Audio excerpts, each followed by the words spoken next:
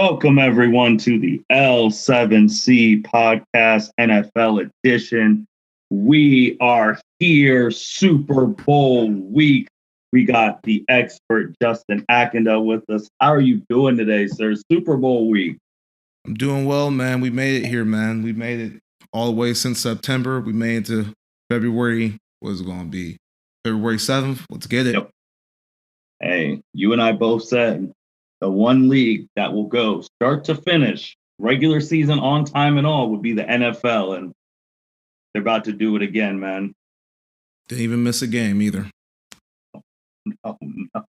So obviously, we're going to be talking about the Super Bowl today, the Tampa Bay Buccaneers versus the Kansas City Chiefs. But before we deep dive into that game, there's some NFL news that we want to go over. And the first thing is the Matt Stafford trade. Matt Stafford was traded to the Rams, and this kind of shocked me personally, for Jared Goff, a 2021 third-round pick, 2022 first-round pick, and 2023 first-round pick. Justin, you did the research that this is the first exchange of number one picks in a common draft era since 1967, which is ways back. So, Justin, first, were you shocked by this trade that it was Stafford to the Rams? And what does this do for both teams going forward? Yeah, I knew Stafford was going somewhere. I didn't think it was going to be this early and to the Rams because the Rams had Jared Goff signed long term and they were paying them a lot of money. But they were able to pull it off. And I personally like the move for the Rams. I like it for both teams, really. The Lions got a lot out of the trade. They got 2 first-round picks out of it. And the Rams got rid of Jared Goff. So it sounds like a win-win trade, if you ask me. What led to Jared Goff being on the trade block? If you do remember that first year when they went to the Super Bowl, and then ever since then, people have been doubting his abilities until it got to this year. And what led to him being on the trade block? Well, we saw everything we need to know in the Rams playoff game where John Wolford got hurt and Jared Goff came into play, because if you're the number one guy, if you're the man, you would have started that game even with your hurt shoulder. So I think Sean McVay was done with him. I saw Adam Schefter basically tweet that basically McVay was done with him, that it was like, yeah, put everything on me. Like, this is basically my decision. I wanted him out type of thing. So he thought that he reached the biggest ceiling he could with Goff and had to upgrade. It was essentially what happened. With the Rams organization, me personally, they're starting to look a little inadequate because they paid Todd Gurley a whole bunch of money, and they shipped him. And now they pay Jared Goff a ton of money, and now they shipped him. And you even did the research, too, that the Rams aren't going to have a first-round pick for a while. Yeah, they haven't had a first-round pick since they drafted Jared Goff. They traded up to get him, right? Yeah, they traded up. Yeah, they traded up to get him. They traded their 2017 pick to the Titans. I forget what trade that was for. Traded another one to 18. In 18, they traded the pick to the Patriots. 19, they traded the pick to the Falcons. That was the Gurley trade. 2020, the Jaguars. That was Ramsey. And then 2021, that was Ramsey. And then they traded 22 and 23 to the Lions. So, I mean, they still got one of the best rosters in the league, even with all the trades. I guess they've just decided that they do not need first-round picks. And, I mean, they made it to the playoffs this year. They missed it last year, but made it the Super Bowl the year before. So it seems like they know what they're doing. I'm not going to criticize it too much. I definitely think they needed a new quarterback because Jared Goff ain't it. So, but a couple of weeks before the season, at the point of the season, you had them as a Super Bowl pick with Jared Goff as quarterback. I did, and then he started playing like shit. I mean, he was the reason why they didn't make it to the Super Bowl. It was him. So, yeah, I like it. Stafford's definitely a great player. He was with the Detroit Lions for all these years. I mean, Stafford's the man. He played with 12 seasons with the Lions, 62% passing, 4,109 yards, 282 touchdowns, 144 interceptions. Made the playoffs 3 times. He lost all 3 games. He's thrown for 4,000 yards in 8 seasons. And he was NFL Comeback Player of the Year in 2011 with 5,038 yards, 41 touchdowns. You know, he started 136 games, 6 all time. until 2019, and we broke his back, and then started every game in 2020. 31 game win drives, 31 comebacks. I think they got someone who they can win with in the LA with Matt Stafford. Yeah, I agree that they upgrade. It's just paying him all that money just to ship him. Like, I mean, that's why they had to give the Lions another second round pick. I mean, another first round pick to take for taking the contract. That's why it was 2, because Jared Goff ain't worth 2 first round picks. I'll tell you that right now. I mean, Stafford ain't worth 2 first round picks.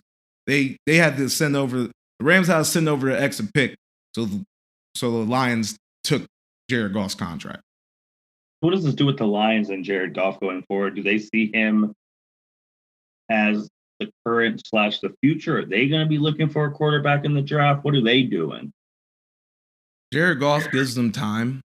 They can draft a quarterback in this draft, next draft. They're not going to be very good, so their picks won't be high next year. So there's a rebuilding year, and Jared Goff, he's going to be there at least next year because he's owed a lot of money. So yeah, they're just going to run it with Jared Goff and see how it goes. But yeah, their Lions are definitely rebuild. I don't expect much out of them next year at all.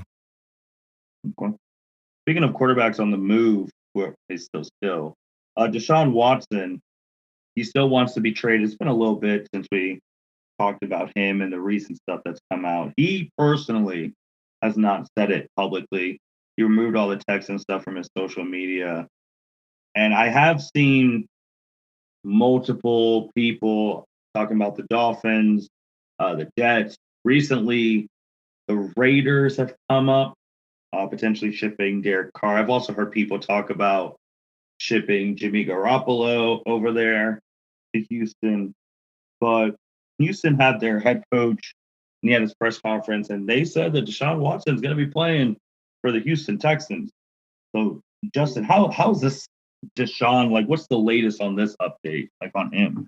So the latest with Deshaun Watson is this week he has removed all Texans stuff off his social media. Mm-hmm. So he's just, on Twitter, NFL player, has not mentioned Texans. So I think Deshaun Watson is out. I don't think he wants to play there. He's completely done with them at this point. I was listening around, different podcasts I listen to and stuff, and the real insiders were basically saying that, yeah, Deshaun Watson's the principal man. He's willing to sit out for what he believes in. Like, he's already made enough money to where he can sit out. So it's looking like he's going to have to sit out to get what he wants and get traded, because the Texans, like you said they're not trading them. So they don't want to. They haven't been listening to the offer. So it's going to come down to Deshaun Watson sitting out and losing some money. Now, with Deshaun Watson requesting for a trade, did this all stem from the owner telling him that he was going to be in the GM coaching hiring process and then not? Or has this been brewing for a while since the DeAndre Hopkins trade, Bill O'Brien leaving, or has it been brewing, or is this just exploded recently? I definitely think it's been brewing. I think the first red flag was when they traded DeAndre Hopkins, and then after the owner lied to him in November, that was the final straw. So it's definitely been brewing all of 2020. But like I said, when we first introduced the story, he signed with them over the summer. So yeah. He is locked in, but I just think the year of just being so bad, there's something in there that just isn't right, and I think Deshaun Watson is done there. I don't think he's going to suit it for the Texans again. Yeah, and then people have all obviously come out with their comments. The two biggest ones of this week were Brett Favre, who we know, Hall of Fame quarterback, Green Bay Packers, Super Bowl champion. He came out and said this about Deshaun Watson's trade request, that you get paid a ton of money to do a certain job and just do it and let the chips fall where they may. I think we make way too much money to voice an opinion, but I'm not saying he's wrong. Again, I think it's a different day and time. I'll be interested to see how the organization handles itself. When you first heard Favre's comments, what did you think? I was thinking, God, Brett Favre, I love when you play football, but you just shouldn't open your mouth about these type of topics. After what he did to the Green Bay Packers when he, retired, then unretired, then retired again, like he has no room to criticize Deshaun Watson for wanting out of Houston and voicing his opinion. And because these NFL players make a lot of money, they shouldn't have an opinion. That is pish posh. You're basically saying every rich man ever shouldn't speak his mind up. So that's bullshit, if you ask me.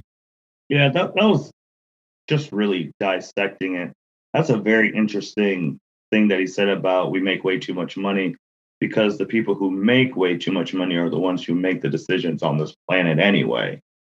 So that was interesting to me. And you already brought up his drama queen situation with Green Bay retiring, unretiring. So that's the thing too. The only thing I would agree with, like, this is a different day and time. Not that I felt like Favre was actually one of the first people to really demand his way out, things like that. Even if you go back to with Eli Manning not wanting to play at certain plays, but that I was just confused by that. And Favre is a guy where he doesn't even come out as much. Like, I know he has a sponsorships and stuff where they're like, hey, it's Super Bowl week, go out there, talk. But this wasn't a subject that he should have talked about. I have agreed with Favre about the Aaron Rodgers stuff, because anyone who knows that situation would be him, because he was almost in the same situation. What do you say about Aaron Effer? There's no way he's leaving Green Bay, and like how the organization, how they draft and stuff. And you know how when Favre was still contending for Super Bowls and stuff like that, they drafted Aaron, but Aaron fell to them. And obviously the difference is Green Bay moved up to get Jordan Love. We just talking about the organization situation, which he almost went through the exact same thing. Yeah, Aaron Rodgers is not going anywhere.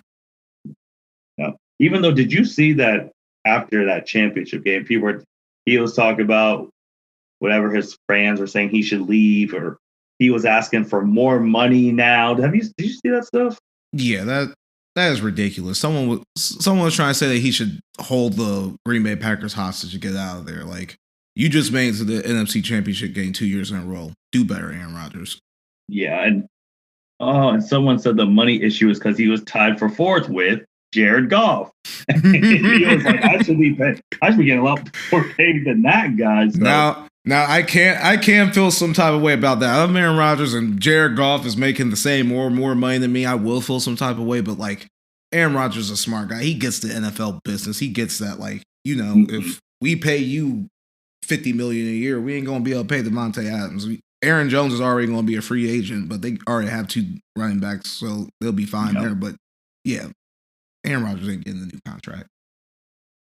This was the one that got me with Dick Vermeil. He had 2 comments. He had one with TMZ, and then he had one that was talked about on ESPN this week. The first one with TMZ was, I think they changed his diapers, okay? Nowhere in his contract does it say that he's involved in making the decisions of who coaches or who leads the organization. He's a great NFL football player and always has been a great kid, but I think he just shuts his mouth and becomes a better football player and lead the football team and let the leaders of the organization lead him. That was his first one on TMZ. The next one. That was funny. He said, I'm a little disappointed, to be honest with you, because the image that he has presented coming out of college and through the draft and through his career so far in Houston has been so positive. I don't think that his approach really reflects what he has presented over the past few years, so I'm disappointed. I just don't think that anybody, whether it be the football team or the other 31 football teams, start allowing players to step in and make decisions on who runs them, who coaches them, and all of those kind of things. If you want to make all the decisions as an owner, then go buy your own team. And that was the quote that was on the ESPN one. They didn't have to. So what do you think of those ones? Well, first of all, Dick Vermeil, you can't afford an NFL team either. So there's that. And he sounds ridiculous just because the man is He hasn't even like publicly said that, yeah, I won out. He's not even like acting a fool that, James Harden, he came, same situation, same shit. He came to training camp fat. Yeah. Fat. And if you're watching those Houston Rockets games, he clearly wasn't trying. Deshaun Watson last year, you saw that shit team. They only won 4 games. Deshaun Watson was killing it. So him trying to question Deshaun Watson's character is, kind of rubs me the wrong way. It's just like, who the hell are you to say all this? And, it would be one thing if, Deshaun Watson, said like, I want a hand in this. Like, I want to be picking people and all that shit. But like, the team said, we're going to let you in on this. And then they backtracked on and hired someone that he didn't have any input in. So if they wouldn't have said that, this probably wouldn't be a big issue. So I blame the Texans for, setting the expectations high and then not delivering on them, honestly. Yeah, and a lot of people that we spoke on previous podcasts, DeAndre Hopkins, Andre Johnson, like they've talked about the Texans organization and how obviously there's some things going on with that McNair family running it. But I just feel like, where's Deshaun's his fans at? Not like normal people, but where's Dabo Swinney?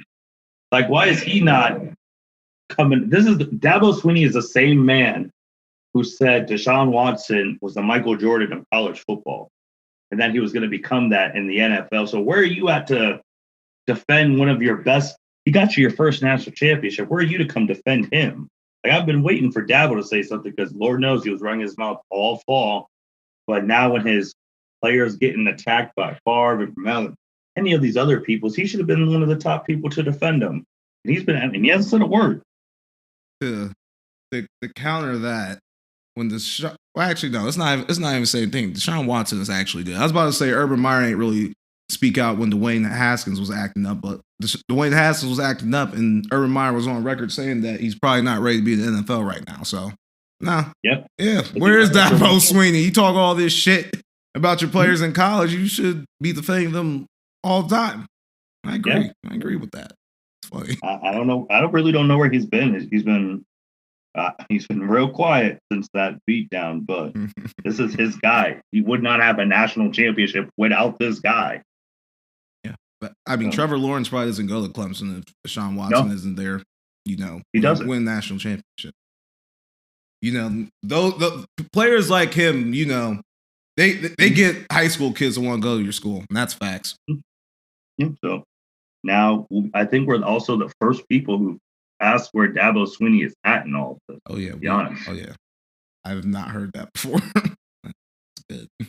But where are you thinking he's going, man? Because if Stafford got what he got for that trade, let me stop. Let me stop you right there. Deshaun Watson, Stafford is not the same thing. Stafford getting traded for 2 picks was only because the Rams wanted to get rid of Jared Goff. If Stafford just regular on the open market is 1 first-round pick. But so are we really talking 4 minimum for Watson? 4 first rounds? I think it's 4. Yeah, all the scouts that I listened to, they said it is going to be 4 first rounders. And the interesting thing that I read about the Raiders this week is like they were trying this. The newspaper that I read and said that like if they can trade Derek Carr and get 2 first rounders, which I don't think they'll get 2 first rounders for Derek Carr, but that's another thing. Trade him for 2 first rounders. They can package that, another first round pick, 2 of their own that they already have, and then probably a player, and then that's the move. But you gotta understand, Deshaun Watson is a franchise quarterback, 25 years old. You're gonna get 10 good years out of barring injury. So yeah, he's worth it for a first round. I think so. So who is, because we don't know how this is going to end, who is willing to pay 4 first round pick? If the Raiders did it, would that put them, I feel like if you're trading for him, you have to be in title contention. Would that put them over the top to compete with their division? Because you look at their division, man, they got some quarterbacks, obviously Patrick, and then you got Justin Herbert, who has had a phenomenal rookie year. With Deshaun Watson, put the Raiders wild card potential AFC championship contention for the next foreseeable future. I definitely think if he went to the Raiders, it'd definitely be a playoff contender. Definitely wild card.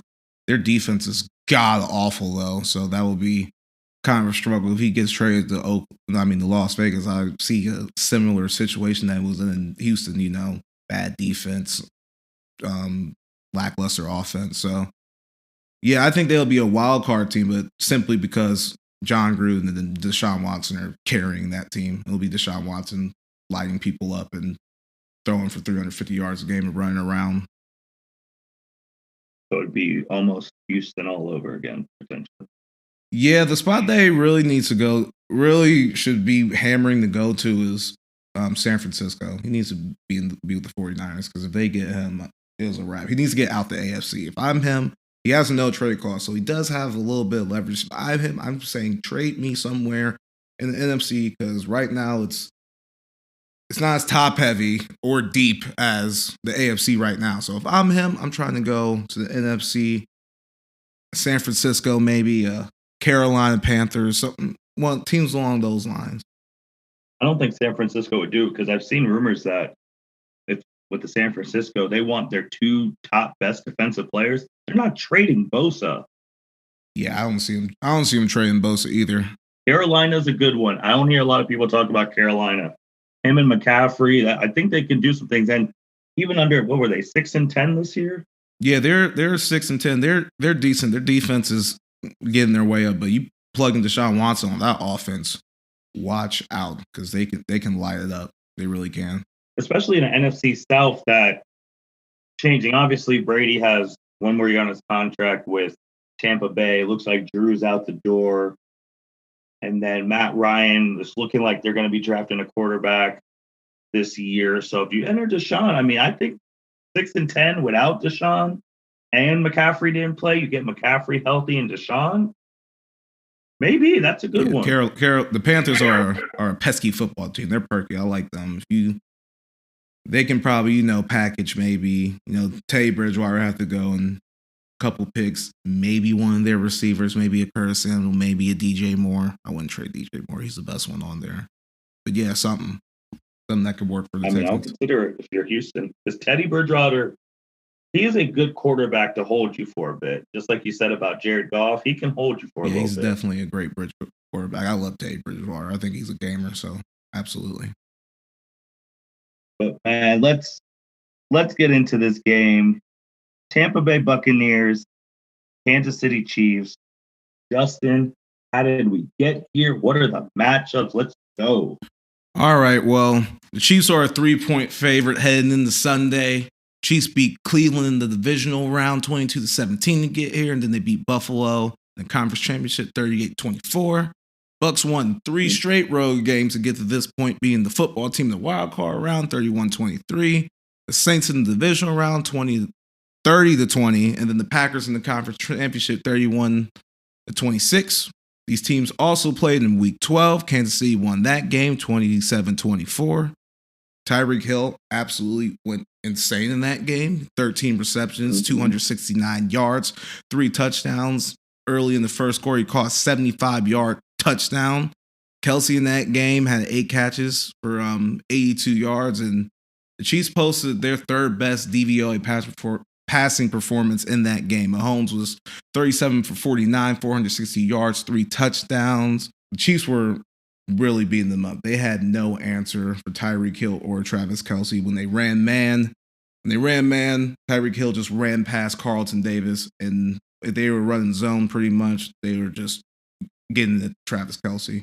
So I think the Chiefs have a good matchup on offense against Tampa Bay's defense, but Tampa Bay, they're a good offensive team too. Both of these teams, they're offensive DVOAs. Chiefs are third, Bucks are second. For the Bucks to win this game, they're going to need to run the ball, get the play action going. Then once they get the play action going, they can start motioning and shifting and get into some of those run looks, and then play action off of that and passing and shifting to get the look of the defense, so Tom Brady knows what he's looking at. But I think the Chiefs end up winning this game. They're just too powerful. I want to go back with the Bucs. because last week, and I said at the end, because we both picked Green Bay, and I said we both picked Green Bay, which means Tampa Bay's going to win. And Tampa Bay won in Lambeau. We were both shocked. They went down the field, got the ball first, scored, all of that. But that second half, and we're talking about Tampa Bay's offense, that second half, they looked terrible.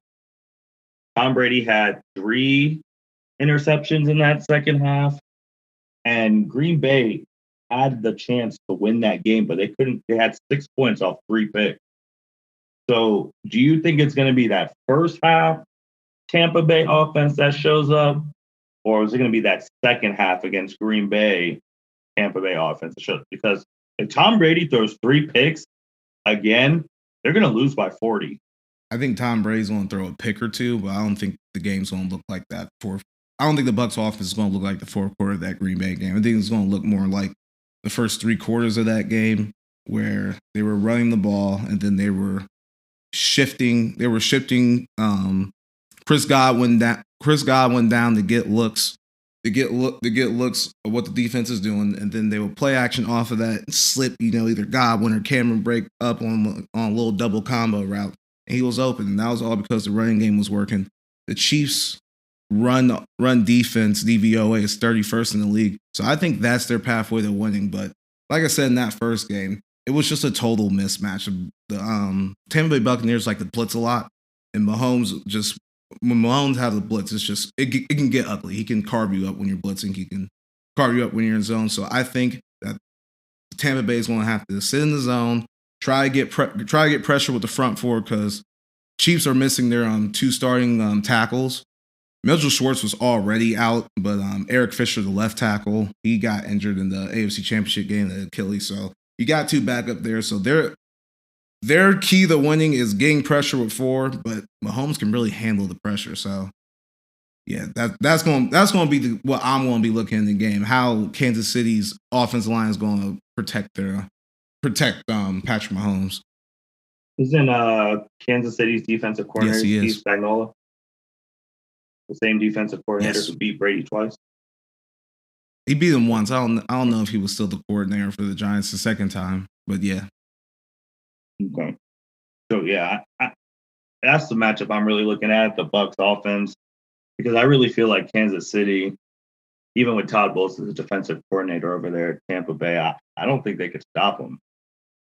Like the way that Tyreek can get loose, Travis Kelce, Hilaire, all those weapons, it's going to be a shootout, like you said. But the Chiefs are a team where if you think you're in a shootout with them, you look at the score and you're down 24. Like they're so explosive. But I want to talk more about what everyone's saying, baby goat versus big goat.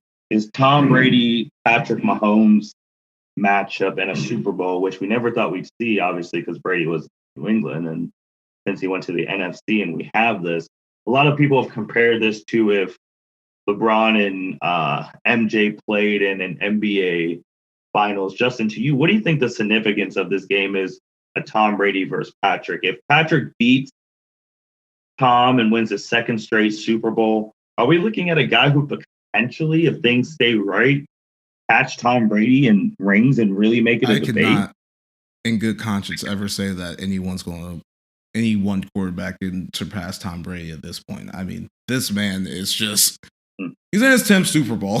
Super Bowl. He averages almost going to the Super Bowl every other year. It's definitely going to cement Patrick Mahomes as one of the greatest quarterbacks of all time already.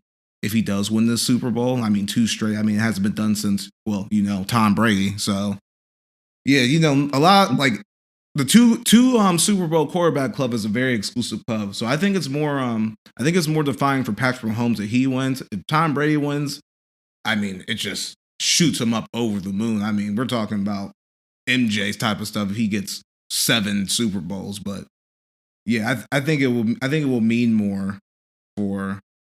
means more for Tom Brady because he's a little older. He has the Bill Belichick thing. If he does win this, Bill Belichick, he won that divorce. He won it. So yeah, it definitely means more for Tom Brady. But if Patrick Mahomes does win this, it's cementing him as one of the GOATs as well. Yeah, because when when he checked in for Drew Bledsoe, and they won 3 out of those 4. But remember, there was a 10-year gap from 04 to 14 from their next Super Bowl. And obviously he didn't get hurt, things like that. They're still in contention. It's just, it's kind of hard winning all the time when you have Peyton Manning and Ben Roethlisberger and things like that. It's tough. But if the Chiefs were one offsides penalty away for this being their 3rd straight Super Bowl, one penalty, and this would have been the 3rd straight, and I think they would have destroyed the Rams because that Rams team was obviously, we saw what the Patriots did to them. So, and you just said it. If Patrick comes in, and this is his 3rd full year starting, he wins 2 Super Bowls, and typically it's the quarterback who wins Super Bowl MVP, sometimes not, but that already give him 2. In his 3 years of starting, he would have more Super Bowl appearances than Drew Brees and Aaron Rodgers. In his first 3 years starting. That is mind-boggling. Yeah, man, the kid's special. He is special. I mean, it did help that he has Andy Reid and Tyreek Hill and Travis Kelce. But then, the flip side of that, Andy Reid in the 2000s, he won 3 straight conference championships, actually 4 straight. And, he couldn't win the big one. He couldn't win the big one until he got Patrick Mahomes. So, yeah, this puts him in. If he wins the Super Bowl, it puts him in that class. You got to talk about him with the Aikmans, with the Bradys, with the Joe Montanas, with the John Elways. Like he is in that class if he becomes a 2-time Super Bowl champion. He just will be. Yeah, it's crazy because he's 25, if that. Yeah, 25, and he's in his 2nd Super Bowl back to back. And you brought up the weapons and things like that, and people bring those weapons up all the time. And my only argument to that is that there's no player, especially in the NFL, who hasn't won a Super Bowl with a terrible coach or a terrible team. Like there's always, like even the 2000 Ravens, that defense is legendary. That's why Ray Lewis won Super Bowl MVP, if I remember correctly. So, I mean, you got to have the weapons to win. If you don't have weapons and you don't have coaching, you're not going to win a Super Bowl. They come hand in hand. Obviously, if Brady wins the Super Bowl this year, that would be his first Super Bowl without Bill Belichick. But he also had Evans, Godwin. To me, it's just showing that Patriots had no offensive weapons. Because Brady can still go. They needed offensive weapons, and Bill Belichick, as great as he is, when it comes to, you brought this up months ago, when it comes to drafting wide receivers, he is terrible. He can't do it. He can't do it. Their only offensive Pro Bowler was Gronk that he drafted over that stretch. Who is on the Buccaneers. So before we get your final score and then we start talking about the bets, I want to give you everyone else's scores from the L7C, anyone who's done podcasts with us and our top 2 fans. So Byron has 30-21 Chiefs. Cedric has 35-31 Chiefs. Mitchell has 41-33 Tampa Bay. Chuck has 31-27 Chiefs. Evan has 31-27 Tampa Bay. Chelsea has 31-28 Chiefs. Jacob has Kansas City, but he said the real winner is obviously CBS because that money is going to be coming in. Thank you, Jacob, for that one. Fan-wise, Patrick had 35-33 Bucks. Nikki had 35-24 Chiefs. And the only 2 to give their scores left are you and me. So I will go first because you need to go last since you're the football expert. Tampa Bay is at home. If you've listened to any of these football podcasts, you know I hate the Buccaneers. Just because they were early Super Bowl things, and then they became trash. But now they're in the Super Bowl, so they're filling that. 3 straight road wins to get a home football game in the Super Bowl has never been done before. Tom Brady's going for 7. Bruce Arians, this will be his first as a head coach, right? First as a head coach. Yeah, they're going to have the fans. Not that many, but that Green Bay game, I felt like it was a full stadium with not a full stadium. But I can't pick the Bucks just because I've gone against them all year. I got to be consistent. I'm going the Kansas City Chiefs. I think that Patrick Mahomes and them are going to get their second straight Super Bowl. And then we're really going to have to start talking about where this guy's going to be falling. Because in my lifetime of watching football, the only people with is Manning, Roethlisberger, Brady. From my immediate football watching are the only quarterbacks who have more than 2 Super Bowl rings. Check me if I'm forgetting someone. And I'm not talking about Staubach and all of that. This current 2000 onward. And I think Patrick joins them. And I think they are going to come ready to play. I'm going 35-28 Kansas City. Okay. I like your pick. I'm also going Kansas City. I like them to win 38-34. I just think they're too explosive. It might rain, but the rain forecast has it raining in the AM, and then by game time it should stop. So I don't think weather's going to play a factor. I just think Kansas City's too explosive. They didn't have an answer for Tyreek Hill. They didn't have an answer for Travis Kelce in the first game, and I don't think they're going to have an answer now. I know Kansas City's tackles aren't playing, but Mahomes handles the pressure so well. If you watch the first game, the Bucks were getting pressure on him. He was just backing up, and letting it rip. And it was their third best passing performance of the season, DVOA wise. So yeah, I'm definitely going with the Kansas City Chiefs 38-34. 38-34. Okay. Oh man, I really can't wait to watch this game. But the Super Bowl is, I would say it's actually, I don't even know, 10% about the game and 90% about everything else. From prop bets to the commercials to the halftime show. So Justin, man, explain the so many bets that happen. Yeah, the Super Bowl is wild. So it is the second most wagered on sporting event besides the World Cup. And the World Cup only comes around every 4 years. So year in, year out, the Super Bowl is the most wagered on event. I mean, last year there was about $6 billion bet on different props and things like that. And most of these bets are, prop bets. You can bet on. I was looking earlier when I was typing the notes. Will the Weeknd mention Donald Trump in his in his performance where he mentioned Joe Biden? Well, just a whole bunch of stupid shit. What color will the Gatorade be? How long would the national anthem be? So yeah, there's a whole host of shit that you can bet on with the Super Bowl. Just a couple of Super Bowl stats. The Chiefs last year were a 1.5 point favorite in the Super Bowl. They obviously covered that. They wouldn't. I bet on the 49ers last year, and they did me kind of dirty. Tom Brady is 4-5 against the spread in Super Bowls. He's 2-1 against the spread in his 3 most recent Super Bowls, and he's an underdog for this Super Bowl. Tom Brady is 1-0 as an underdog in Super Bowls. His first Super Bowl, he was a 14-point dog against the Rams. So my bet here is for the game, Chiefs -3. I think they're going to cover that. And then I did get a little action with the side bets. I got Levante David for the Buccaneers having the most tackles. And I think Shaq Barrett's going to be the first player in the game to get a sack. So those are the 2 prop bets that I'm betting on. I'm probably going to bet on a couple more. But yeah, Super Bowl is fun. Just bet on all these different props and drink and enjoy the game.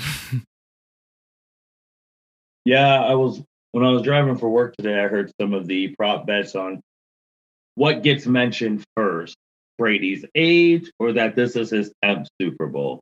Who do they show first when the anthem sings, Brady or Mahomes?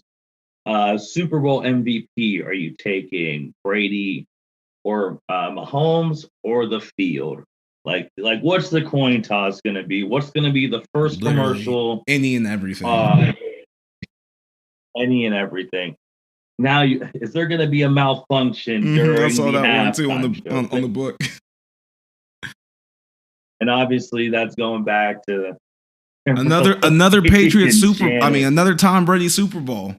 He's in the Super Bowl so much. Mm-hmm. All the greatest moments of probably our life in the Super Bowl is going to probably involve Tom Brady, at least up until now. Yeah, which there's just so much, and I'm just sitting there like, wow. And then you broke down the numbers about how much money gets bet on these Super Bowls. Shoot, even this morning at the office, one of these guys talking about he knows a guy who puts 3,000 every Super Bowl Game minimum. Yeah, just on the game, and then bets on the side man. stuff. The gambling I'm just like, dream, literally any and everything. it's crazy, man. Like, what are you going to be doing for the Super Bowl? You just watching by yourself? You getting a small group together? I think it might be a small group of people. You know, we promote social distancing around here on the L7C. We're safe. So yeah, I think it's looking like it's going to be a small group. But yeah, I'm excited. Might get some chicken wings for it. Might drink a little bit. Super Bowl. But I will be focused on the game. I ain't going to get too fucked up where I don't know what's going on because I have made that mistake in Super Bowls. I remember the last Super Bowl with Tom Brady. I was DJing. Yeah, I was DJing and I fell asleep for the third quarter. I didn't wake up until Julian Edelman caught the ball on the ground. I was like, "Whoa, what's going on?" And then the game won the Super Bowl, and I was screaming when Patriots won because I was like, "Go, go, go, go, go, go, Brady!" That anniversary was just today too. That was a great Super Bowl. I wish I remember most of the comeback, but I remember when James White caught the game winner. You know, it's crazy too because you brought up how Brady's been in some of the best moments. To me, that's not even my favorite one. I think mine was 2 years before that against Seattle. Oh my God, that Super Bowl, I was going nuts. Me and my roommate at the time when Malcolm Butler picked that ball off, we were going absolutely crazy.